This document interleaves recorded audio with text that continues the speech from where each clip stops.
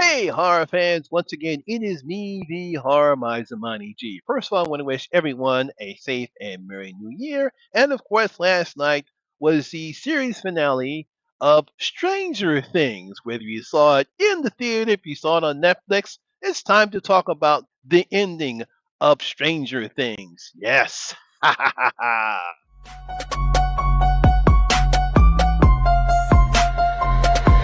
Y'all ready for this?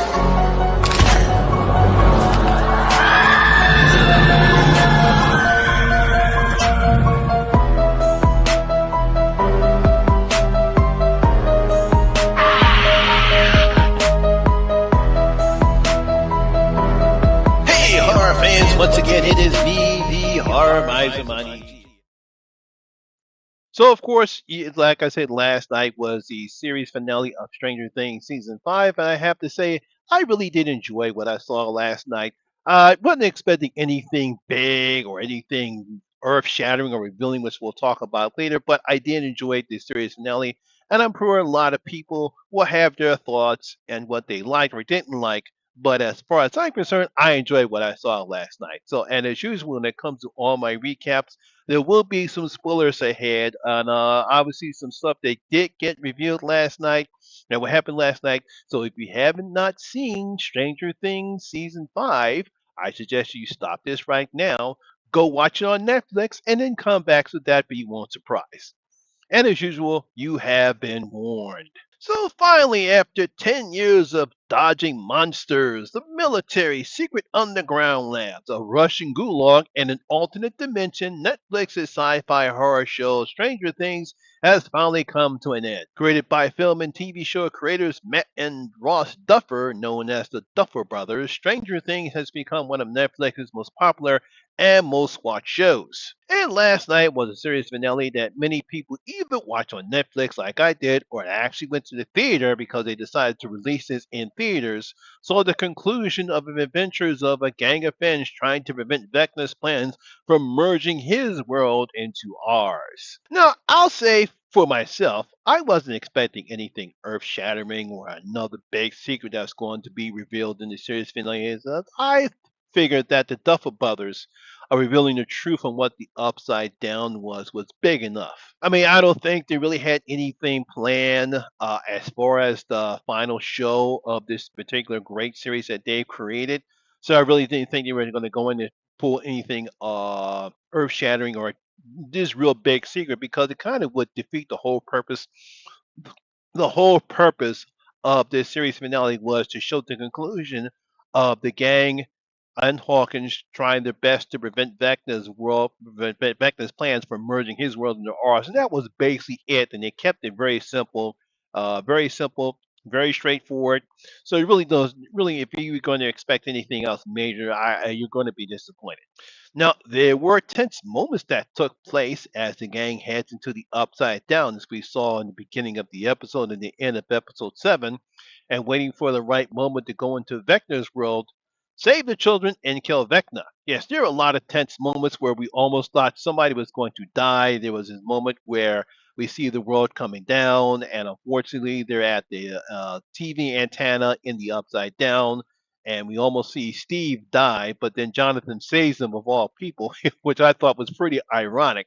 There's some other tense moments that take place in the show, but nothing again, nothing really earth shattering and nothing really no really early deaths and that particular part I would say within the first hour of the show. Obviously the plan is to go as a gang wanted, but eventually they do get into Vecna's world at the same time. Max 11 and Callie try to find Kamalazut and Henry's memories and free the children. Now, one of the things I like creatively in the show, particularly this season, and all the stuff that took place during the 7 episodes comes into play in the series finale, especially when the children learn the truth about Henry and how Holly gets the children into the caves. All that stuff that took place between Holly and Max in what we saw in those in the episodes where there, that all comes into place as we know Holly knows where they need to go in order to get out of Henry's memories and back into the real world, or I would say Vecna's world. One of the things I really wanted to see was what was in that briefcase after Henry killed the mystery man and how he connected with the mind flayer. We get to see once he opens the suitcase, there's this little rock. It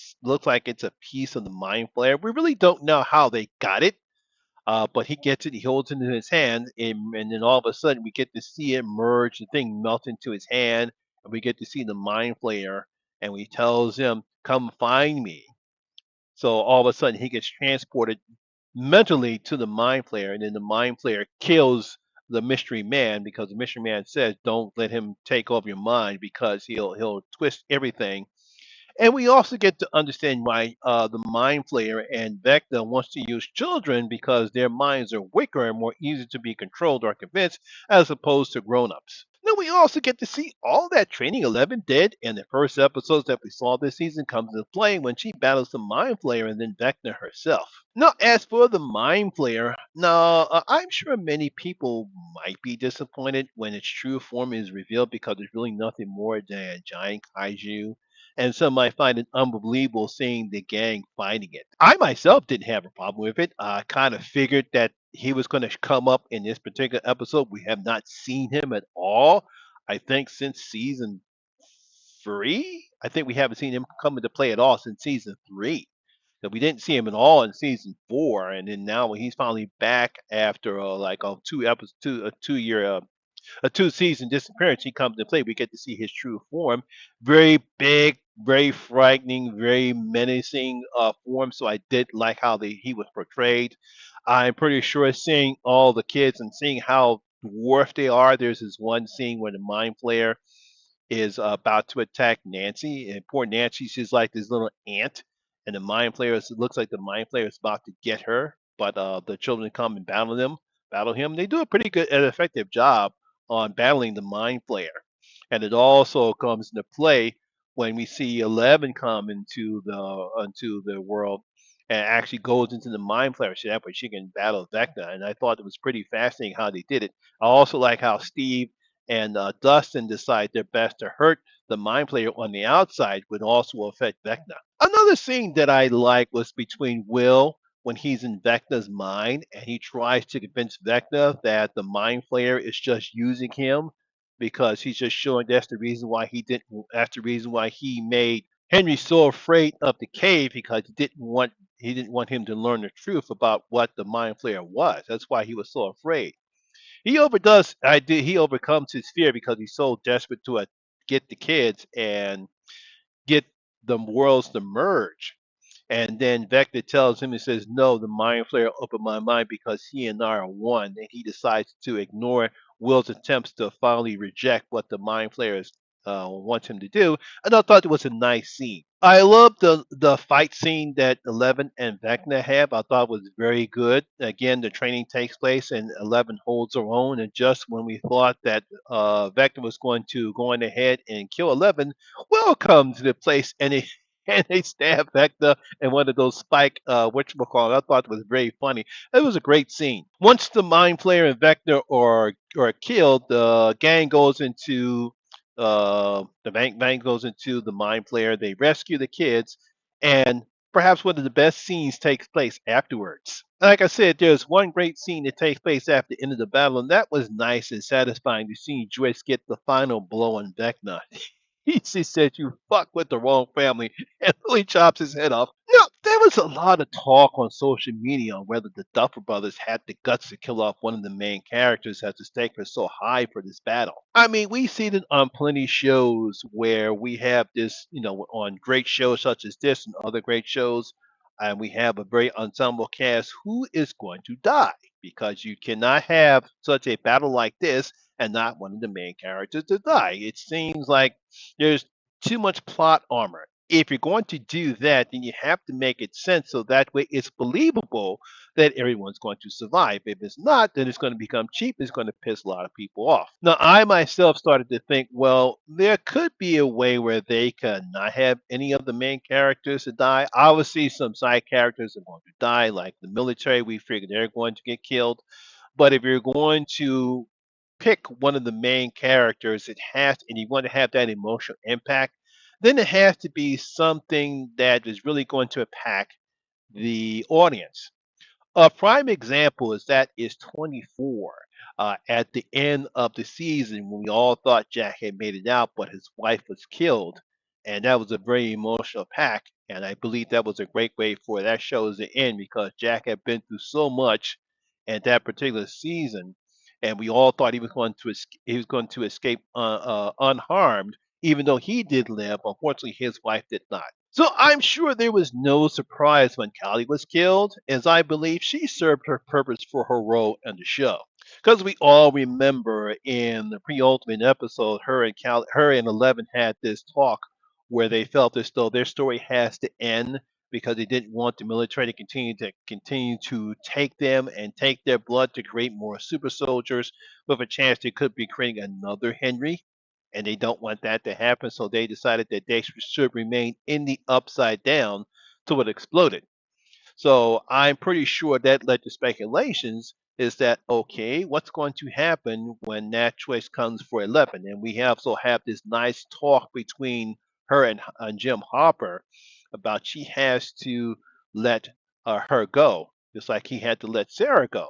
And he has to let her go because whatever choice she decides to make it, she's a grown up now. She has, if that's going to be where she decides she's going to kill herself or sacrifice herself, that's the choice she has to make. So yes, it was very sad and heartbroken when Eleven made her choice and sacrificed herself when the bomb exploded and destroyed the Upside Down. And I can see why, because when they finally left the Upside Down and they knew it was going to explode. Unfortunately, the military was there. They had arrested all of them, and Eleven saw that, and she knew that if she were to leave, it's going to repeat the whole cycle again. So she decided to stay in there. We have this nice little final or nice little moment between her and Mike. And Mike said, "This is my choice, and I'm always going to be with you, and thank all your friends and tell everyone, that I missed them." It was a very touching and very sad moment there when the Prince was playing out of all songs, "Purple Rain." One of my favorite. I'm pretty sure everyone's favorite Prince song, "Purple Rain," playing in the background before it exploded and Eleven sacrifices herself. Now, it was a very touching and very heartbreaking moment. So we get a time jump 2 years later, and Hawkins has fully recovered, and the military is gone, and the town has been rebuilt. We don't really get no explanation as to what happened after the Upside Down was destroyed, probably because there's really nothing more they can do. They don't have any more blood. Cowley's dead. Eleven's dead. Everything is gone.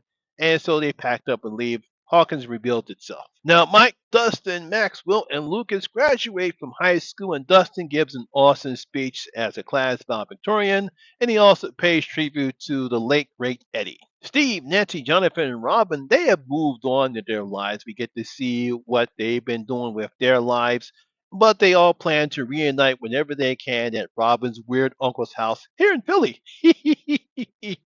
Jim and Joyce have a nice romantic dinner where Jim talks about moving out of Hawkins because all the kids are grown and he's been offered a better paying job, and he proposes to Joyce. Dustin, Mike, Max, Lucas, and Willis play a final Dungeons and Dragons while Mike tells a story about how sorry, about 11, where she is still alive but off somewhere special, living her life the way he believes that what she wants it to be. Is a very touching moment right there, and we get to see we get to see a nice one where they put all their Dungeon and Dragon books on the shelf. And then we get to see Molly and her new friends as they got their Dungeons and Dragons. And Mike closed the door, and that was the end of Stranger Things. Now, overall, I did enjoy this final episode. I thought it was a very nice and exciting. It had some nice tender moments. We get to see some nice moments. It was a particularly nice one between Steve and Jonathan as they feel as though they settled their differences. I like their back and forth. I still don't like you. And they both accept their friendship with with Nancy. I thought it was a very good moment between the two of them. Earlier we get to see a nice conversation between Eleven and Jim. As Jim has to understand that Eleven is no longer a little girl; she's a grown woman, and he has to accept her choices. And as much as it did hurt him to see Eleven sacrifice herself, he accepted her choice. And then he also tells Mike right towards the end that he had two roads to go down, and he did not want to go down the road he did after his daughter died. One of the complaints I've heard, and I have to say this, as much as we all love Linda Hamilton, I don't know why she's in this particular show.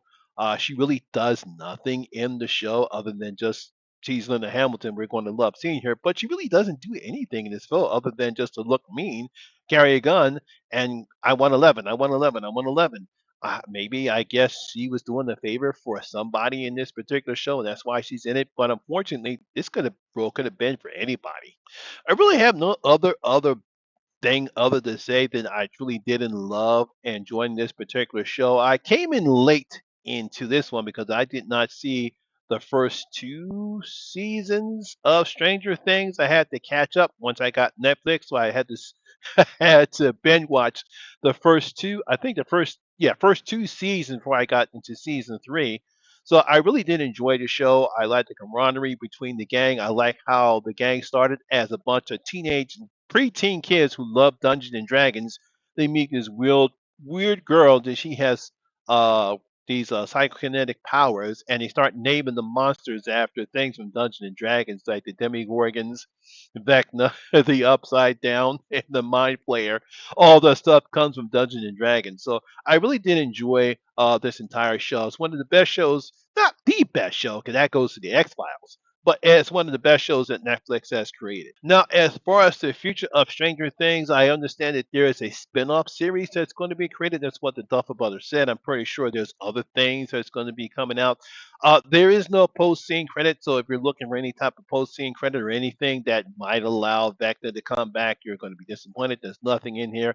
As far as I'm concerned, this is the end, or should be the end of the story as far as Mike, Dustin, Lucas, and Will. Those are the main four characters, along with Max, everyone else. This is the end of their story. Really don't need to go anything further with these characters. If you're going to do something, going to do something different. Maybe they might decide to show Dr. Brennan, Matthew Modine's character. They might show how that got all started. If you want to go that particular route, because that's something interesting you can say. I don't know what else they can do as far as anything further in the future when it comes to Stranger Things. If they want to take it up and put it into this time period instead of the 80s, there's a lot of things that Duffer Brothers can do, and I'm pretty sure we have not seen the end of Stranger Things. And there you have it, my horror fans. That is my video and recap of Stranger Things. Hope you did enjoy it. If you did, please give me a thumbs up, like, and share. It really helps out with the YouTube algorithm. Also, new here, please hit that subscribe button, ring that notification bell. That way, you'll be notified anytime when I put up new videos such as this one. Once again, my name is Lamont Smith, better known as the Horror Miser Money G, and always remember horror rules. And I'll see you in my next video. Guys, stay safe out there.